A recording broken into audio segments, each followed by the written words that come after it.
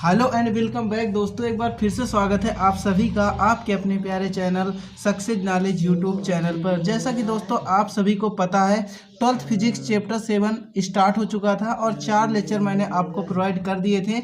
आज वैद्युत धारा के इस चैप्टर पर मैं आप सभी को चौक कुंडली का सिद्धांत बताऊंगा, जो कि एग्जाम पे हर बार लगभग पूछा जाने वाला मोस्ट इंपॉर्टेंट टॉपिक है।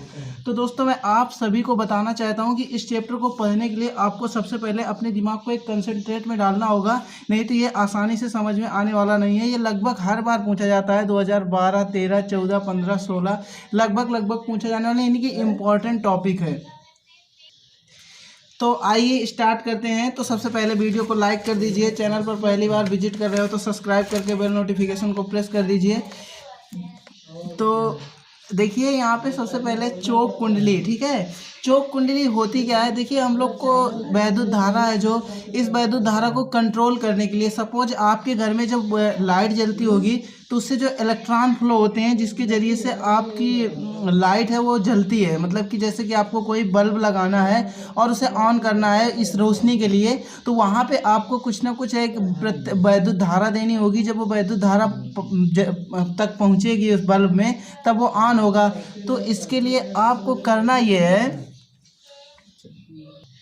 कि जैसे आपने जलाया किसी बल्ब को, तो वहाँ पे जैसे सपोज करो 250 वाट का बल्ब है और उसमें आपको 200 एम्पियर या 10 एम्पियर की वैद्युत धारा प्रोवाइड करनी है और उसमें जा रही है 25 एम्पियर की, तो वहाँ पे आप एक प्रतिरोध लगा देते हैं, तो वो जो वैद्युत धारा होती है वो कम हो जाती है। लेकिन इस चौक कुंडली का मतलब ये है कि वैद्युत धारा में हमें कोई परिवर्तन करना है तो उसमें कुछ ना कुछ ऊर्जा का हास्य होता है। अगर हम लोग ओम का प्रयोग करते हैं, यानी प्रतिरोध लगा देते हैं, तो वहाँ पर कुछ ना कुछ ऊर्जा का हास्य हो जाता है। और इस चौक कुंडली का मतलब है कि इस ऊर्जा का कोई हास्य नहीं होना चाहिए और जो हमारा वर्क है वो पूरी तरह से कंप्लीट हो जानी चाहिए, क्योंकि जो ऊर्जा हास्य हो जाती है वो पूरी तरह से बर्बाद हो जाती है। इसलिए हमें इस चौक कुंडली को पढ़ना पड़ रहा है। तो आई होप प्यारे बच्चों की ये चौक कुंडली आपको बहुत ही अच्छे समझ में आएगी। देखिए इस प्रत्यावर्ती धारा चैप्टर है, तो सबसे पहले आपको इसकी डेफिनेशन यही बोलना है।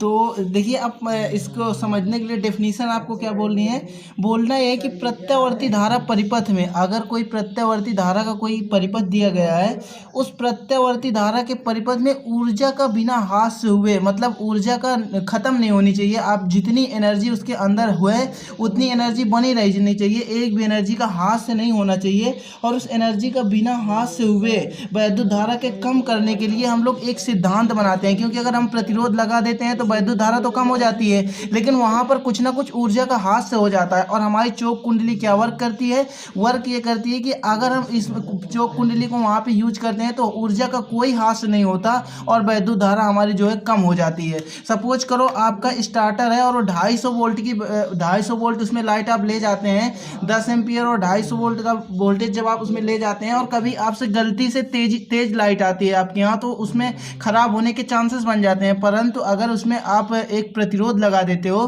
तो वहां तक आपकी वैद्युत धारा प्रवाहित होने में टाइम लगेगा, मतलब कि कुछ ना कुछ खराब हो जाएगा, ऊर्जा का हास्य हो जाएगा। परंतु अगर आप चौक कुंडली का प्रयोग करोगे तो वहां पर बिना ऊर्जा का हास्य हुए, कोई ऊर्जा का हास्य नहीं करना पड़ेगा और जो आपकी वैद्युत धारा है वो कम हो जाएगी। इसी को हम लोग, इसी यंत्र को क्या बोलते हैं, चौक कुंडली बोलते हैं। तो जब भी एग्जाम में आपसे पूछा जाएगा चौक कुंडली का सिद्धांत लिखिए, तो आप चौक कुंडली के बारे में सीधे सीधे लिखेंगे कि प्रत्यावर्ती धारा परिपथ में, किस धारा परिपथ में, प्रत्यावर्ती धारा परिपथ में ऊर्जा के बिना हास्य हुए धारा के कम करने के लिए जो साधन उपलब्ध है उसी को हम लोग बोलते हैं चौक कुंडली। तो आई होप प्यारे बच्चों ये समझ में आ गया होगा कि चौक कुंडली की डेफिनेशन क्या है।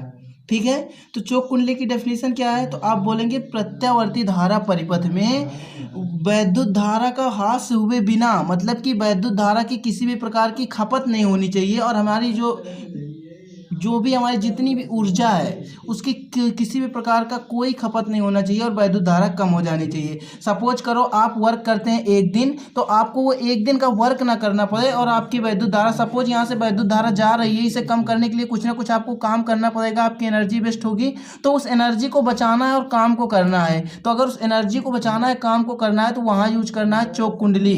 तो समझ आया चौक कुंडली कहाँ यूज करेंगे। चौक कुंडली के इस्तेमाल के लिए आप बोलेंगे जब प्रत्यावर्ती धारा परिपथ परिपथ में ऊर्जा का बिना हास हुए धारा कम करने का एक साधन उपलब्ध है जिसे हम चोक कुंडली कहते हैं। तो यहाँ पे हम लोग डेफिनेशन लिखेंगे इसे, प्रत्यावर्ती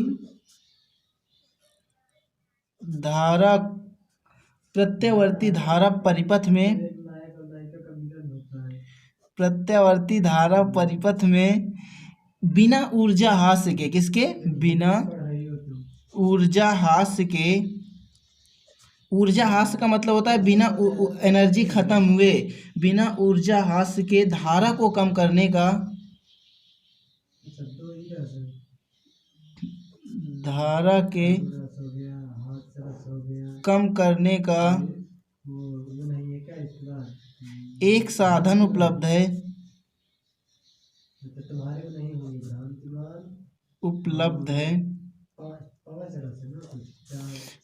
साधन उपलब्ध है जिसे हम लोग क्या कहते हैं, चोक कुंडली कहते हैं, जिसे हम चोक कुंडली कहते हैं।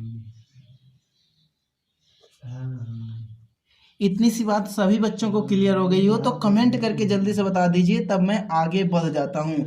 देखिए जो चोक कुंडली होती है एक ऊंचे प्रेरकत्व वाली कुंडली होती है। मैंने आपको पढ़ाया था एल क्या होता है, ऊंचाई पर होता है। इस कुंडली पर एल ऊंचाई पर होता है, यानी कि आप बोल देंगे चोक कुंडली ऊंचे प्रेरकत्व वाली कुंडली होती है। किस प्रेरकत्व वाली कुंडली होती है, ऊंचे प्रेरकत्व वाली कुंडली होती है। जो एक पृथक्करण तांबे के मोटे जो एक कुंडली होती है, इसको तांबे के तार से बनाया जाता है। किस तार से, तांबे का मोटा तार होता है, उसके बहुत सारे फेरों को पटलित क्रोड की तरह, मतलब कि गोलाई की तरह, जैसे ये मेरी उंगली है, इस उंगली में मैं मोटा एक तांबे का तार लपेट दूं, इस उंगली में मैं क्या करूं, मोटा एक तांबे का तार लपेट दूं पटलित क्रोड की तरह।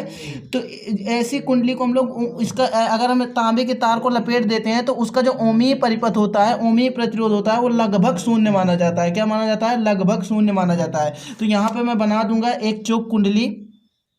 देखिए मैंने बताया किसी भी आप कोई भी प्रेरकत्व, ऊंचे प्रेरकत्व वाली कुंडली होती है, इसमें एक तांबे के बहुत सारे तार फेरे लपेटे जाते हैं। तो मान लेता हूं कि ये हमारी क्या है, एक कुंडली है, इस पर हम लोग बहुत सारे तार के पटलित क्रोड के क्या लपेटेंगे, ये मैंने लपेट दिया तार। हालांकि मुझे ज़्यादा कला आला नहीं आती, आप लोग ये कमेंट करके मत कहिएगा कि ये आपके तार अच्छे से नहीं लिपटे हुए। ये देखिए आपको ऐसे ही तार को लपेटना है, ठीक है। ये जो क्रोड रहेगी आपकी, ये रहेगी लोहे की क्रोड। काय की क्रोड रहेगी, लोहे की क्रोड। इसके बाद यहाँ पे अगर आप बात करेंगे तो यहाँ पे आप एक बल्ब भी लगा देंगे, ताकि इसमें कुछ ना कुछ, मैंने बताया था आपको बल्ब जलाने के लिए, तो यहाँ पे एक बल्ब बना देंगे। मैंने पहले भी आपसे कहा है मेरी इतनी कला अच्छी नहीं है कि मैं बहुत अच्छा बल्ब बना सकूँ, ठीक है। तो यहाँ पे इतना, अब देखिए ये जो तार हैं, ये कहे कि मैंने बताया था ना तांबे के तार लपेटे जाते हैं। किसके तार लपेटे जाते हैं, तांबे के तार लपेटे जाते हैं। आपको बहुत अच्छी बनानी है। मैंने यहाँ पे पहले आप जब इसकी थंबनेल देखे थे वहाँ पे मैंने लगी थी, ऐसे ही बनानी है आपको। मेरे से अच्छा चित्र नहीं बन पाया क्योंकि मेरी कला उतनी अच्छी नहीं है, ठीक है। इसका जो ओमीय प्रतिरोध होता है वो लगभग शून्य माना जाता है। तो यहाँ पे आपको डेफिनेशन जो लिखनी है वो लिख देनी है कि ये देखिए अब ये कौन सी, यहाँ से कितनी ऊंचाई पर है, तो आप यहाँ पर लिख देंगे ये ऊंचे प्रेरकत्व वाली कुंडली है। कैसी कुंडली है, ये ऊंचे प्रेरकत्व वाली कुंडली है।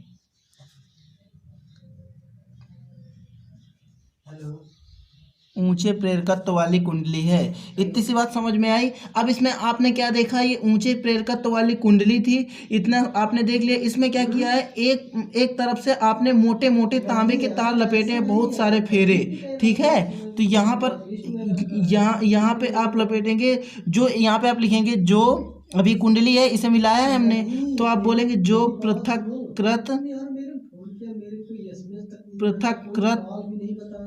यहाँ पे क्या लिखेंगे, पृथक करत। ये क्यों लिख देंगे, क्योंकि ये जो लपेटे गए हैं ना जिस पे, इस पे, इसका मतलब ये होता है कि ये जो ओमीय प्रतिरोध है लोहे की, बच्चों, अगर आप किसी भी सवाल में अटक गए हो या फिर आपसे सॉल्व नहीं हो पा रहा, तो बस आपको डाउटनट ऐप को खोलना है और क्लिक करना है अपने सवाल को और बस क्रॉप करके भेज देना है। 5 सेकंड के अंदर आपका वीडियो सॉल्यूशन आ जाएगा। चाहे फिर वो आपका सवाल होमवर्क का हो, सीबीएसई बोर्ड का हो, यूपी बोर्ड का हो, महाराष्ट्र बोर्ड का हो, यानी किसी भी बोर्ड का हो, या आईआईटी जेईई मेन एडवांस का हो, या 6 से लेकर 12th तक का हो। ठीक है, तो सभी डाउटनट पर आपका जो सॉल्यूशन होगा, चाहे वो फिजिक्स, केमिस्ट्री, बायोलॉजी, किसी का भी सवाल हो, सबका सॉल्यूशन आपको डाउटनट ऐप पर मिलेगा। और 9th से 12th तक की यहाँ पर आपको लाइव क्लासेस भी देखने को मिल जाएंगी। तो दोस्तों आज ही जाइए और डिस्क्रिप्शन बॉक्स में लिंक दिया गया है डाउटनट ऐप को। देखिए, बहुत सारे फेरे लपेट कर बनाई जाती है।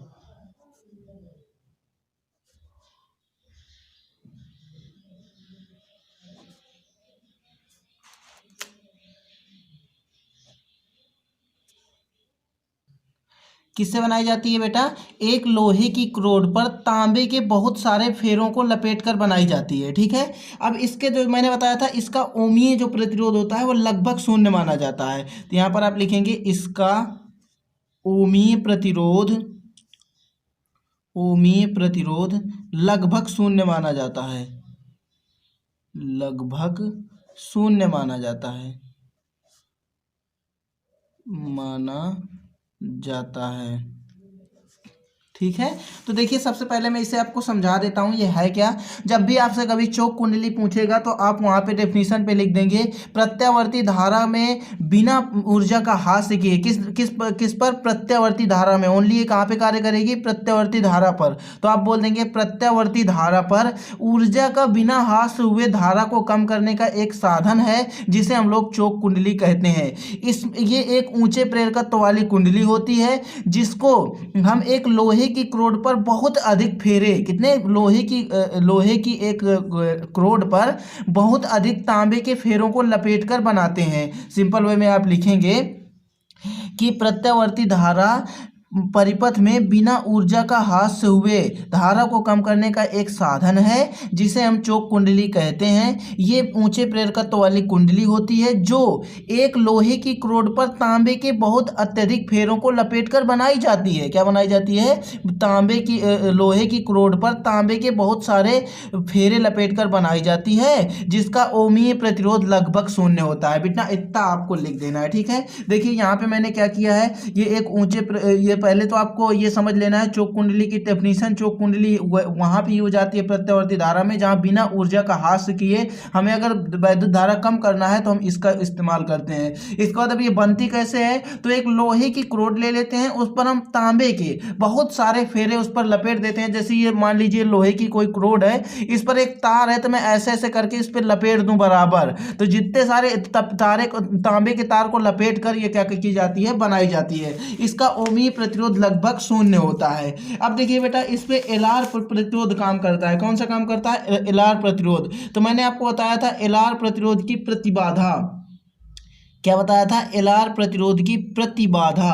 तो प्रतिबाधा क्या है? जेड इक्वल टू रूट के अंदर क्या फार्मूला मैंने आपको बताया था? R square plus omega L का होल स्क्वायर। ये मैंने आपको प्रूव करवाया था प्रतिबाधा, जब एल और आर आपके श्रेणी क्रम में जुड़े हुए थे, तब मैंने आपको करवाया था। अब इसके बाद मैंने बेटा एक फार्मूला यहाँ पे और आपको नीचे लिखना होता है, औसत शक्ति। मैंने आपको पिछली वीडियो पे करवा चुका हूँ औसत शक्ति। अगर आपने नहीं देखा तो वहाँ पे जाकर देख सकते हैं। औसत शक्ति इक्वल टू एक फार्मूला होता है। कौन होता है? P इक्वल टू VRMS, यानी कि विभव का वर्ग माध्य मूल 4 और इंटू धारा का वर्ग माध्य मूल 4, IRMS इंटू cos फाई।